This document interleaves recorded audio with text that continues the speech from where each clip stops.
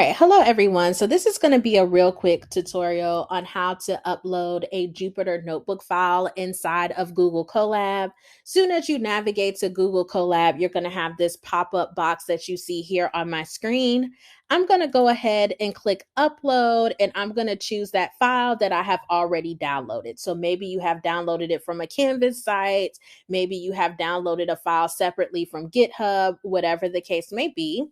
And I'm going to choose that file. So in this case, I have several files here that I can upload.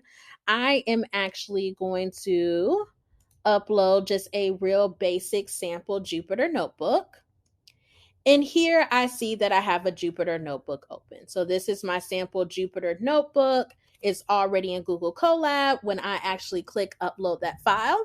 So say for instance, I want to make changes to this notebook. So for instance, I'm going to change my name from Jelly to Learning with Jelly. And I'm going to run that. And then I'm going to go to File and I'm going to save. And more importantly, I'm probably going to, let's just save that for now. And then I'm going to go to download and I'm going to re-download this as a .ipynb because that is a notebook file.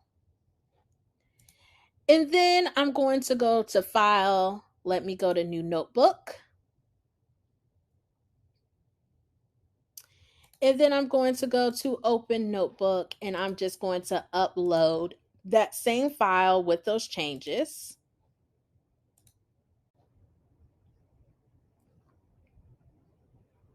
And here I see now I have the changes learning with Jelly. Okay. And so Google Colab is going to save things as you run cells, but this is just a quick way to get your notebook inside of Google Colab, save it, download it again as a notebook, and then re-upload it.